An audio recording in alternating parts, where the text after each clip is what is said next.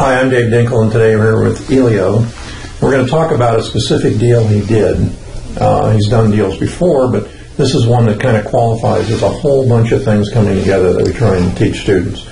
So let's talk about the deal. First of all, where did you find the deal? I found the MLS. I found the deal on the MLS. It was in one of my farm areas. So when it popped up in my email inbox, I knew that it was definitely a deal. So you had talked to the agent, some agent beforehand, and said, put me on an autoresponder so that if something in the zip code or area comes up, I'll see it.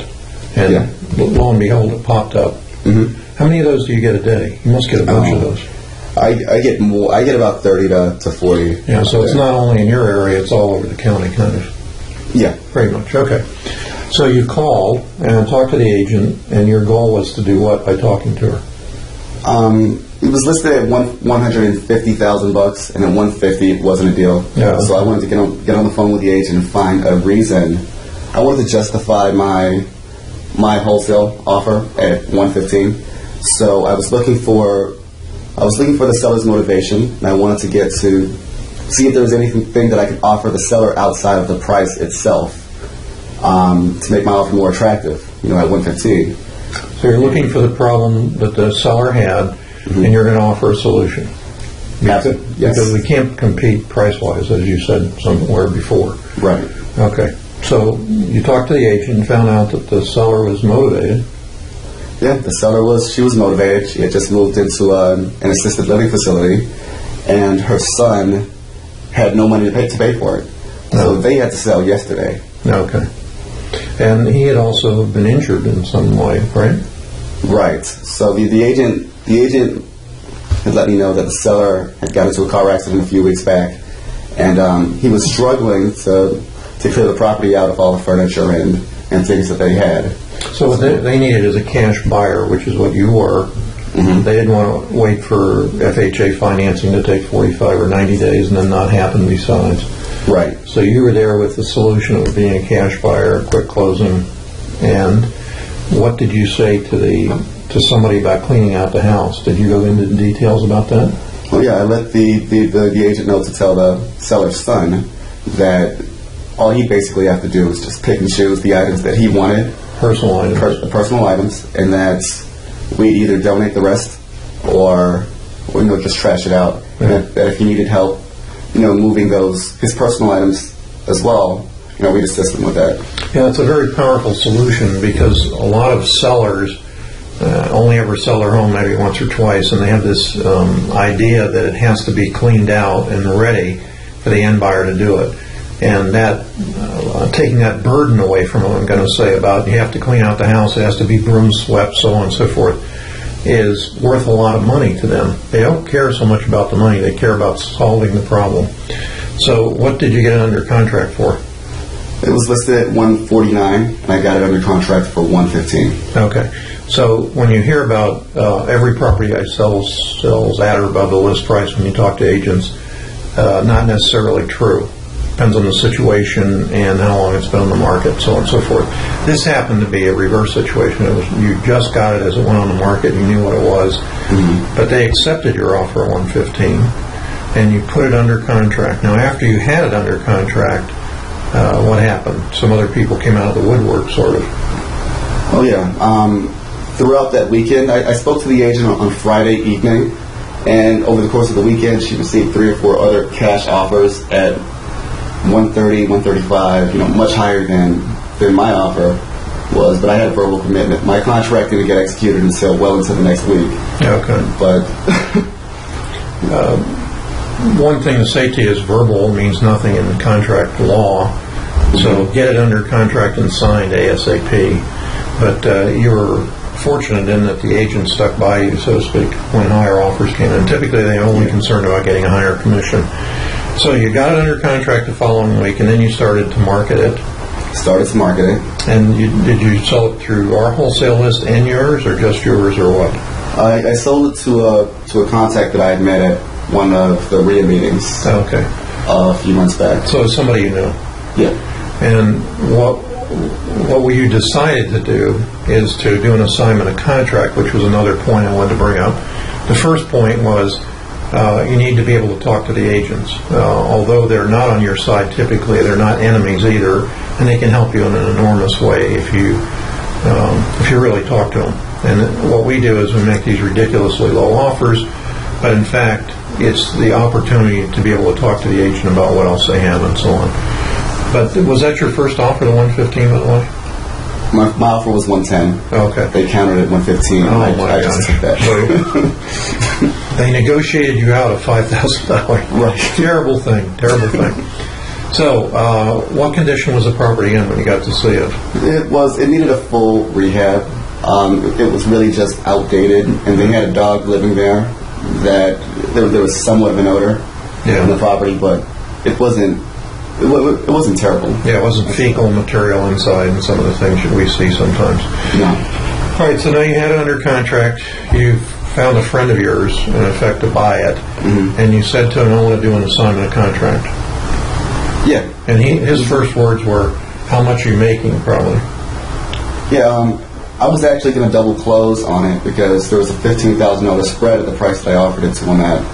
And what's critical about that is that's kind of a threshold. We talk about if it's going to be more than $10,000, consider doing a double closing, because you never know for sure what the seller is going to say.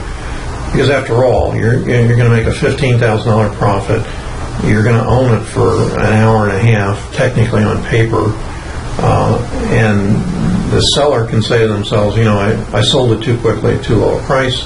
The end buyer can say, you've made too much money on it. And too much money for one person is, way too much for somebody else, or it doesn't matter. And you don't know when you get in there.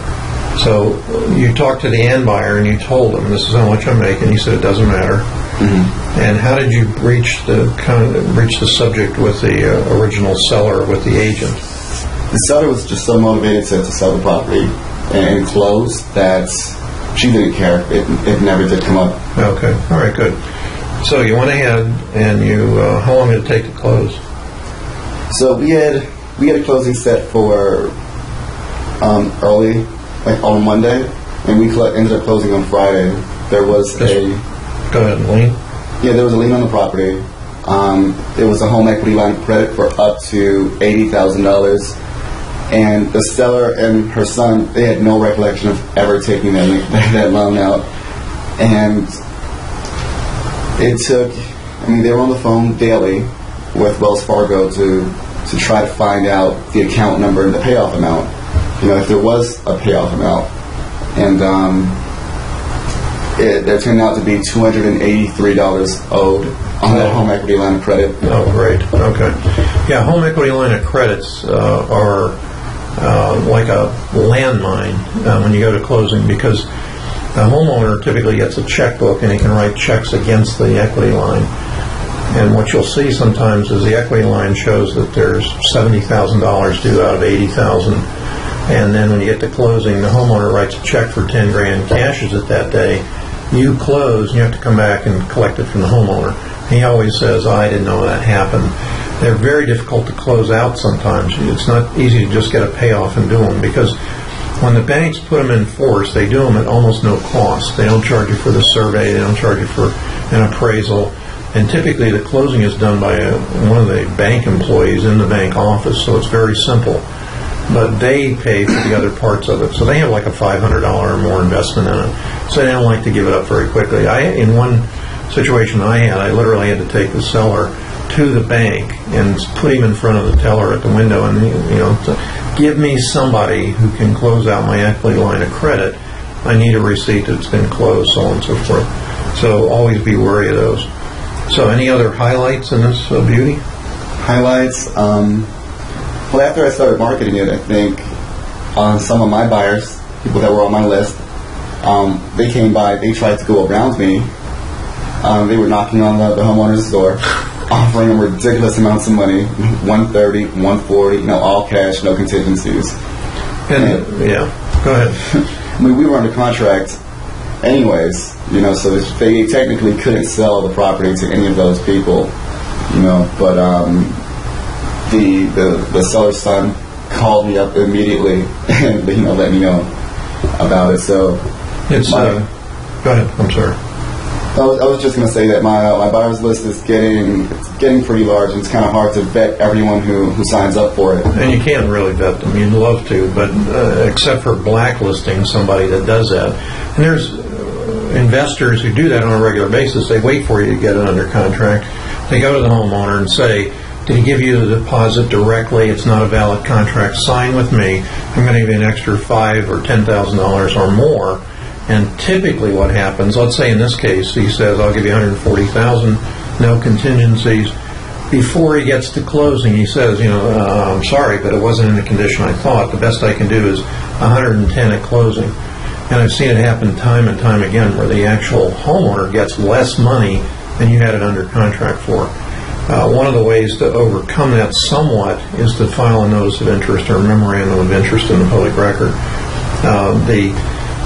They've been abused, and the state of Florida, where we are, has sort of taken them off as a valid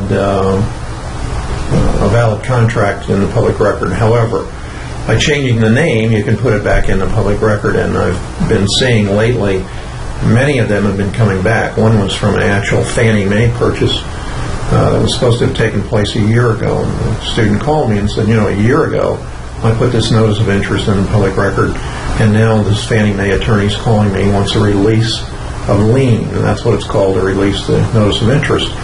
And she said, what do I do? And I said, go back to him and tell him you have a doc prep fee and that you're willing to do it for him. She did, and before she went, I said, tell him it's $500, throw him a number. It's cheaper than going to court. And she did, and he paid her $500 to sign the release of lien that really he didn't need, but that's irrelevant. So when any of these things happen, one of the things we tell the students to do is go down and file it, because you have a valid contract, whether or not it works out. Now, the most we've had been paid for notice of interest a number of times have been $7,000 and $7,500. So it depends on how much the end buyer wants to close, how much his attorney needs your release of lien, so on and so forth. So, any other last comments on your $15,000 profit? No, I think that just about sums it all up. What would you say to somebody else that's thinking about becoming an investor?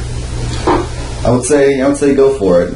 It's definitely not easy, but it's well worth it. It's well worth it. The money, the freedom, it's worth it.